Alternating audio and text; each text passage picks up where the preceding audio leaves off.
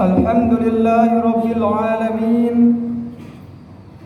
Huwallazi anzala as-sakinata fi qulubil mu'minin liyazdadu imanan ma'a imanihim. Ashhadu an la ilaha illallah wa ashhadu anna Muhammadan abduhu wa rasuluh. Allahumma salli ala sayyidina Muhammadin sayyidil karim wa ala alihi wa sahbihi ajma'in.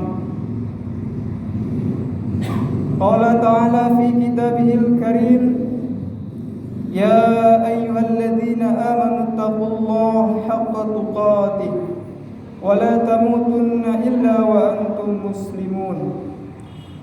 Wa qala aydan, wal 'asr innal insana lafi khusr illa alladzina amanu wa 'amilus solihat wa tawassaw bil haqq wa tawassaw bis sabr. Al-ayat. Hadirin jamaah Jumat rahimakumullah, marilah senantiasa kita memperbarui rasa syukur kita kepada Allah Subhanahu wa taala atas segala rahmat dan karunia-Nya, sehingga kita bisa melangkahkan kaki, mengayunkan tangan menuju masjid ini dalam rangka melaksanakan rangkaian ibadah Jumat dalam kondisi iman dan Islam. Tentunya nikmat syahad yang kita rasakan saat ini sungguh luar biasa di tengah wabah COVID-19 yang melanda dunia. Allah Subhanahu wa taala yang Maha Rahman, yang kasih-Nya tidak pernah pilih kasih, yang sayang-Nya tak pernah terbilang. Terkadang kita bermaksiat di siang hari, Allah balas dengan nikmat di malam harinya. Maksiat kita di malam hari, Allah balas dengan nikmat di siang harinya. Itulah Allah yang Maha Rahman, Maha Ghafur dan Maha Rahim. Kemudian salawat berangkai salam semoga selalu tercurahkan pada baginda Rasul, manusia agung, manusia surga yang Allah turunkan di muka bumi ini untuk membawa umatnya dari tebing jurang neraka menuju gerbang pintu surga, dengan catatan kita mengikuti sunnah-sunnah beliau dan menjadi pengikut Al-Quran dari Allah Subhanahu wa ta'ala. Ma'asyiral muslimin jamaah rahimakumullah, tentu di bulan yang sangat baik ini, di bulan kelahiran Nabi, sudah banyak para penceramah menyampaikan tentang hikmah akhlak Rasulullah SAW. Izinkan kami mengulas kisah-kisah yang menggetarkan hati kita, yang menambahkan kecintaan kita kepada Rasulullah, sampai akhirnya kita mengikuti sunnahnya, sampai akhirnya di akhirat kita akan mendapatkan syafaat dari beliau. Ada sosok sahabat yang bernama Syauban bin Nubabah. Syauban ini adalah sahabat yang sangat tampan, rupawan, badannya gagah perkasa. Setiap hari beliau bersama Rasul. Kemana Rasul pergi ia ikut, kemana Rasul berdakwah beliau ikut. Pernah suatu kesempatan Rasulullah berdakwah tidak bersama Syauban, berhari-hari lamanya. Sepulangnya Rasulullah kembali menemui Syauban, ia mendapati sahabat ini dalam keadaan lemah. Mukanya yang gagah menjadi pucat pasi seperti orang sakit. Wahai sahabatku Syauban, apa yang terjadi denganmu? Apakah engkau sakit? Wahai Rasulullah kekasihku, dalam sehari saja aku tidak menatap wajahmu, aku sudah menahan rindu yang sangat berat. Bagaimana tidak engkau 3 hari meninggalkanku, tanpa aku melihat wajahmu, aku menjadi seperti ini. Itulah sosok sahabat Syauban. Ia berpikir, wahai Rasulullah, 3 hari saja engkau meninggalkan aku, merasa seperti ini. Bagaimana kelak kalau di akhirat aku tidak lagi bersamamu? Bagaimana kalau di akhirat aku tidak berada di surga bersamamu? Sungguh malanglah nasibku. Maka Rasulullah mendengar jawaban Syauban ini tersenyum, menyampaikan firman Allah surah An-Nisa ayat 69. Wa may yuti'illah war rasul faulaika 'alaihim an'amallahu 'alan nabiyyin wasiddiqin wasyuhada'i wassalihin wa hasuna ulaika rafiqa. Barang siapa yang mentaati Allah dan Rasul-Nya, Barang siapa yang mencintai Allah dan Rasulnya, maka mereka akan berada bersama orang-orang yang mendapatkan nikmat dari Allah, yaitu para nabi, para pembawa kebenaran, para orang-orang yang syuhada, para orang soleh, dan mereka itu adalah sebaik-baiknya teman. Maka lapanglah hati Syauban mendengarkan firman Allah tersebut. Hadirin jamaah Jumat rahimakumullah, di saat yang lain ketika Rasulullah berkumpul dengan para sahabat, datanglah seorang badui menanyakan kepada Rasul, "Ya Rasulullah, mata sa'ah?" Ya Rasulullah, kapankah datangnya hari kiamat?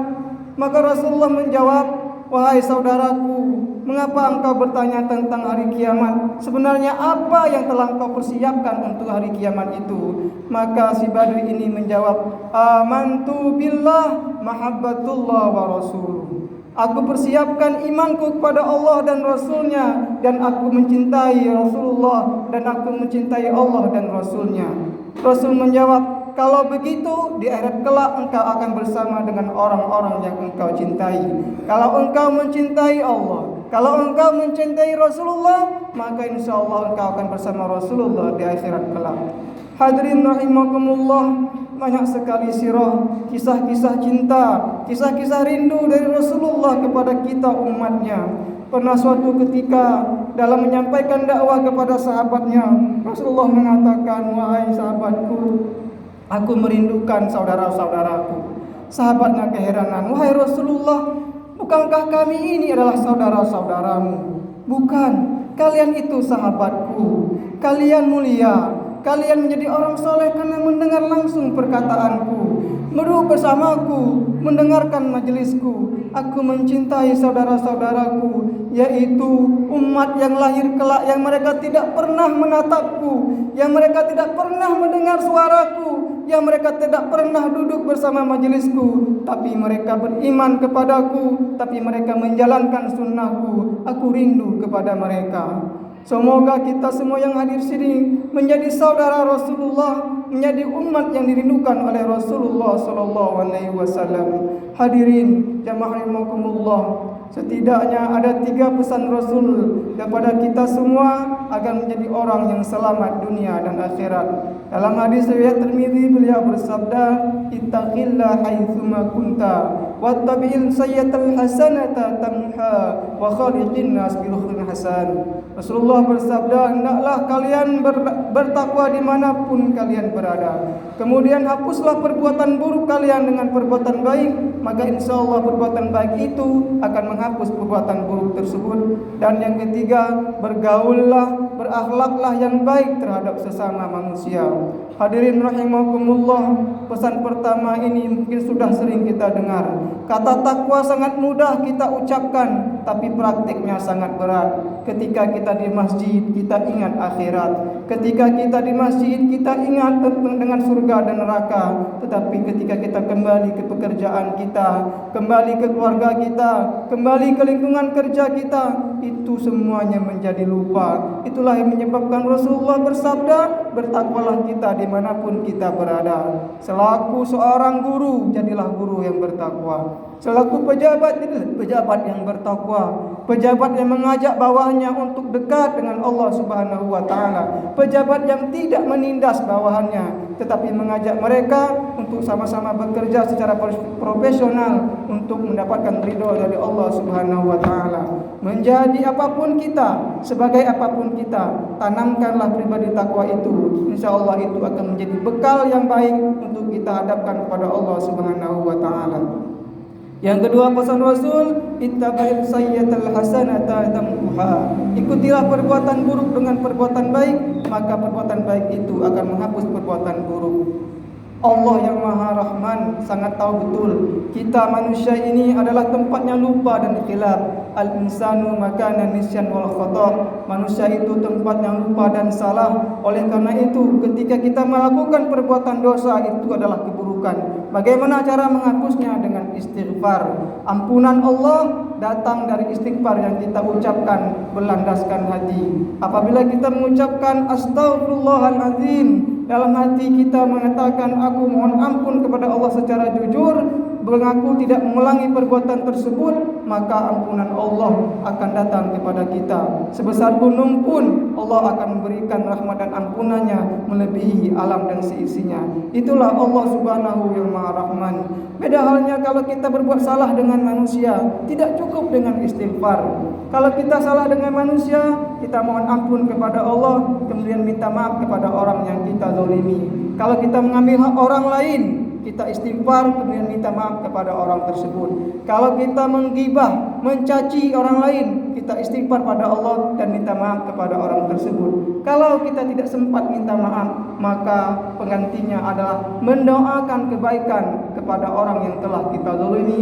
Insyaallah dosa kita akan dihapus oleh Allah Subhanahu wa taala. Hadirin rahimakumullah, yang ketiga adalah bi khaliqin nas bi khuluqin hasan. Bergaullah dengan manusia dengan akhlak yang baik. Perihal akhlak, tidak ada teladan yang paling baik di muka bumi ini selain dari Rasulullah SAW. Ia adalah contoh yang sangat kita banggakan. Apapun, dalam kondisi apapun, beliaulah contoh terbaik. Selaku pribadi, beliau menampilkan pribadi yang sangat mulia. Beliau berperilaku santun, ramah, pemaaf, gemar menjenguk orang sakit, dan seterusnya.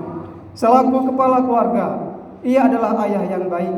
Selaku suami, beliau suami terbaik. Pernah suatu ketika beliau pulang malam, tidak mengetuk pintu Siti Khadijah karena tidak mau mengganggu tidurnya sampai beliau tertidur di depan rumahnya. Bahkan beliau menjahit sendiri bajunya yang sobek karena tidak mau merepotkan istrinya. Ia adalah teladan di segala bidang. Di peperangan dia adalah panglima terbaik. Dalam berdagang beliau adalah businessman yang menjadi contoh teladan bagi kita semua. Hadirin rahimakumullah, momentum berbulan awal ini semoga menjadi momentum bagi kita untuk kembali kepada sunnah Rasulullah SAW. Kalau Nabi sholatnya tahajud tiap malam sampai kakinya bengkak, mungkin kita tidak bisa mengikutinya. Kita bisa mengikuti sunnah-sunnah Rasul yang lain yang lebih ringan. Seperti Rasulullah kalau makan menggunakan tangan kanan, beliau makan minumnya duduk, beliau tidur miring ke kanan. Ternyata semua itu secara ilmiah menyehatkan tubuh kita. Ketika kita minum itu duduk, ada katup dalam tubuh kita ini terbuka dan itu menyebabkan air meresap secara maksimal. Tetapi ketika kita minum berdiri, ada katup tersebut tertutup sehingga air yang meresap ke tubuh itu terasa kurang dan itu kurang sehat bagi tubuh kita. Begitu juga dengan pola tidur. Sebelum tidur kita lakukan sunnah-sunnah Rasul, menggosok gigi, berdoa, beristighfar kepada Allah, memaafkan semua kesalahan orang. Mudah-mudahan dengan mengikuti pola sunnah itu akan menyehatkan tubuh kita. Miring ke kanan tidur itu menyehatkan tubuh karena meringankan kerja lambung kita lebih baik. Kalau miring ke kiri, lambung tertindih dan menyebabkan kerjanya menjadi lebih berat dan itu menyebabkan kurang sehat bagi pencernaan kita. Insyaallah apapun yang Rasulullah lakukan, apabila kita mengikuti sunnah-sunnah beliau, itu akan menyehat tubuh kita dan mudah-mudahan dengan mengikuti segala sunnahnya kita menjadi umatnya yang mendapatkan syafaat di hari kiamat kelak. Demikian khutbah singkat ini, semoga bermanfaat untuk kita semua. Aqulu qauli hadza fastaghfirullah wastaghfiruh wal muslimin wal muslimat fastaghfiruh innahu wal ghafurur rahim.